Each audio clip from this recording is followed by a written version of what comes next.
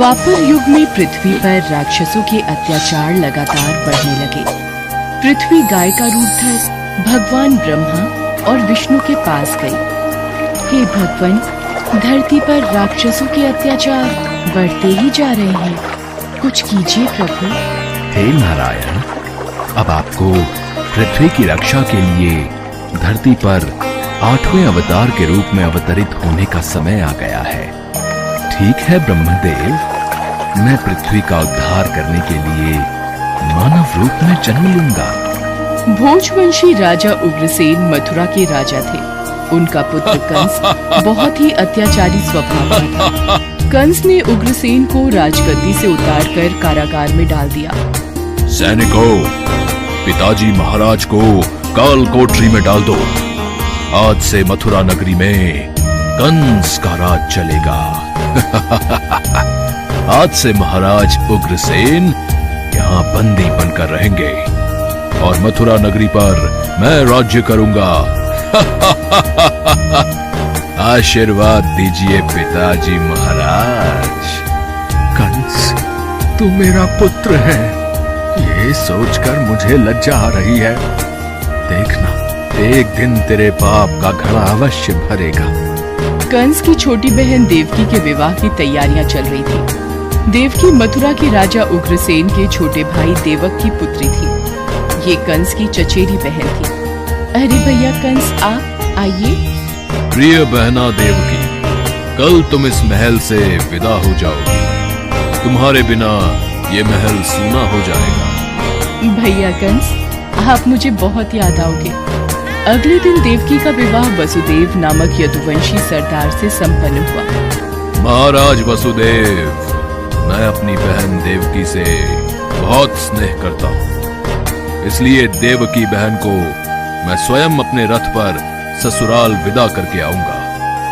ये तो हमारे लिए बहुत ही सौभाग्य की बात है महाराज कंस। कंस देवकी और वसुदेव को छोड़ने चल पड़ता है। देवकी के पिता देवक उसे बहुत सारा धन धान्य संपत्ति आदि देकर विदा करते हैं। कंस देवकी और वसुदेव के साथ वार्तालाप करते हुए अभी आधे रास्ते ही पहुंचा था कि रास्ते में एक आकाशवाणी होने लगी। हे कंस, जिस देवकी को तू बड़े प्रेम से ले जा रहा है, उसी में तेरा काल बसता है। इसी के गर्भ से उत्पन्न 8वां पुत्र तेरा वध करेगा, तेरा वध करेगा। ये आकाशवाणी कैसी? नहीं, ये झूठ है। देवकी की कोख से जन्मा 8वां बालक मेरा वध करेगा? नहीं, ऐसा नहीं हो सकता। यदि ऐसा है तो मैं वसुदेव का ही वध कर देता हूं। हाँ, यही ठीक रहेगा।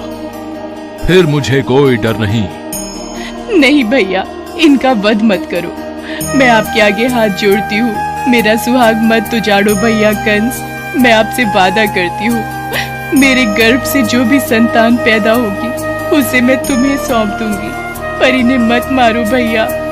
ठीक है, मैं वसुदेव का वध नहीं करूंगा, पर तुम दोनों अब मथुरा के महल की काल कोठरी में बंदी बनकर रहोगे। कंस, देवकी तुम्हारी प्रिय बहन है, मुझे काल कोठरी में बंद कर दो, पर देवकी को छोड़ दो। कंस ने वसुदेव और देवकी की एक बात न सुनी और वसुदेव और देवकी को कारागृह में डाल दिया। देवकी वसुदेव दोनों बहुत ही दुखी और हताश हो रहे थे। स्वामी, मेरी वजह से आज आपको कारागृह में रहना पड़ रहा है। मैं ही आपके लिए दुख और विपदा का कारण बनी हूँ। नहीं देवकी, नहीं, ऐसा मत कहो। मैं तुम्हें पत्नी रूप में पाकर बहुत प्रसन्न हूँ। हमें एक दिन कंस के पापों से मुक्ति जरूर मिलेगी। पर स्वामी, भैया कंस मेरी कोख से जन्मे सभी बच्चों को मार देंगे। हम क्या करें? देवकी वसुदेव कारागृह में दुख भोग रहे थे। कंस देवकी और वसुदेव को धमकाता रहता था। वसुदेव देवकी के बच्चा पैदा होता और कंस कारागृह में आकर देवकी के हाथ से बच्चे को छीन लेता। ला, ये पुत्र मुझे दे बहना। भैया, मेरे पुत्र को मत मारो भैया। नहीं स्वामी, हमारा पुत्र, मैं अपने सामने ही अपने सभी पुत्रों का वध होते कैसे देख पाऊंगी?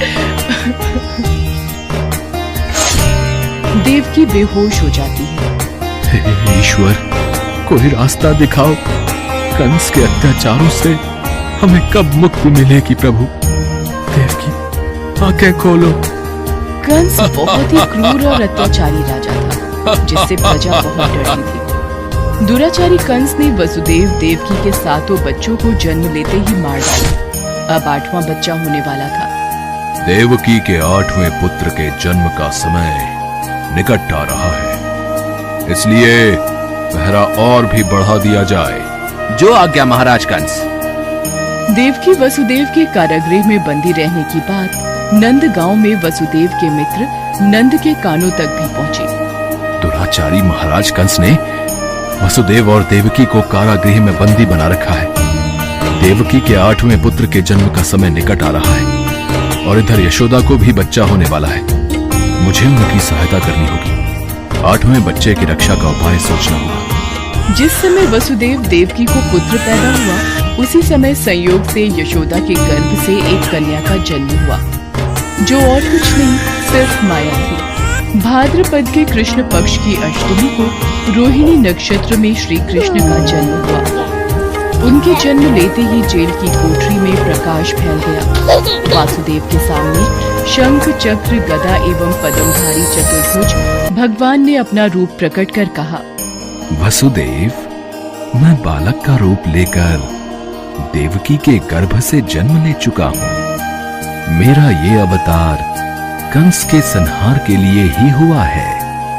अब देर न करो, तुम मुझे तत्काल गोकुल में नंद के यहाँ पहुंचा दो और उनकी अभी अभी जन्मी कन्या को लाकर कंस को सौंप दो। ये कहकर भगवान विष्णु अंतर्ध्यान हो गए। देखते ही देखते वसुदेव जी की हथकड़ियां अपने आप खुल गईं। कारागृह के द्वार अपने आप खुल गए। सभी पहरेदार सो गए। देवकी बेहोश अवस्था में थी। वसुदेव कृष्ण को एक टोकरी में रखकर गोकुल को चल दिए। बारिश और तूफान के बीच नन्हे कृष्ण को उठाए वसुदेव चल रहे थे। यमुना जी का जलस्तर तो बहुत ऊपर हो रहा है। कैसे जाऊं अपने नन्हे बालक को लेकर? हे नारायण, सहायता कीजिए। यमुना नदी श्री कृष्ण के चरणों को स्पर्श करना चाहती थी, इसलिए वो ऊपर हो गई। भगवान ने अपने पैर लटका दिए। चरण छूने के बाद यमुना घट गई। भगवान श्री कृष्ण की इस लीला को वसुदेव भली भांति देख रहे थे। वो यमुना पार कर गोकुल में नंद के यहाँ गए। मैं इस बालक कृष्ण को तुम्हें सौंप रहा हूँ। ये बड़ा होकर मथुरा वासियों को कंस के अत्याचारों से मुक्ति दिलाएगा। लाओ मित्र वसुदेव, यशोदा भी गहरी नींद में है। मैं इस बालक को यशोदा की बगल में सुला देता हूँ। नंद माया रूपी कन्या को वसुदेव के हाथों में दे देते हैं। ये लो मित्र, इससे पहले कि कंस कारागृह में पहुंचे, तुम शीघ्र इस कन्या को लेकर वापस लौट जाओ। तुम धन्य हो मित्र, तुम धन्य हो। वसुदेव वापस कारागृह में लौट आते हैं और उनके लौटते ही कारागृह के द्वार अपने आप बंद हो जाते हैं। वसुदेव जी के हाथों में हथकड़ियां पड़ जाती हैं। अरे, ये तो बच्चे के रोने की आवाज है। महाराज कंस को सूचना देते हैं। देवकी, हमारे यहाँ 8वें पुत्र ने नहीं, पुत्री ने जन्म लिया है। क्या? अब ये तो पुत्री का जन्म हुआ है। पहरेदार कंस के पास जाते हैं। महाराज की जय हो। देवकी ने पुत्र को नहीं, पुत्री को जन्म दिया है। क्या ऐसा कैसे हो सकता है? कोई बात नहीं, शायद मेरे प्रकोप से भगवान भी डर गए। और पुत्र की जगह पुत्री का जन्म हो गया। ये तो विधि का विधान बदल गया। पर मुझे सावधान रहना होगा। मैं इस कन्या का भी वध कर दूंगा। भैया, इसे छोड़ दो, ये तो कन्या है। आपको तो मेरे 8वें पुत्र से कष्ट था। कंस ने देवकी की एक न सुनी और कन्या को देवकी की गोद से छीन लिया। कंस ने जैसे ही कन्या को पत्थर पर पटक कर मारना चाहा, वैसे ही कन्या कंस के हाथों से छूटकर आकाश में उड़ गई और कन्या ने देवी का रूप धारण कर लिया। हे कंस, तुझे मुझे मारकर कोई लाभ नहीं मिलेगा। तुझे मारने वाला तो कब का पैदा हो चुका है और गोकुल पहुंच गया है। ये कहकर देवी अंतर्ध्यान हो गई। कंस ये दृश्य देखकर गुस्से से छटपटाने लगा और गुस्से में अपने महल में आ गया। कंस ने श्री कृष्ण को मारने के लिए अनेक दैत्य भेजे। श्री कृष्ण ने अपनी अलौकिक माया से सारे दैत्यों को मार डाला। बड़े होने पर कृष्ण ने कंस को मारकर उग्रसेन को राजगद्दी पर बिठाया। उस दिन से श्री कृष्ण के जन्म महोत्सव को सारे देश में बड़े हर्षोल्लास से जन्माष्टमी के रूप में मनाया जाता है। भगवान कृष्ण की नगरी मथुरा में इस त्योहार की विशेष धूम रहती है और इसी के साथ पूरे ब्रज क्षेत्र में जन्माष्टमी का त्योहार धूमधाम से मनाया जाता है।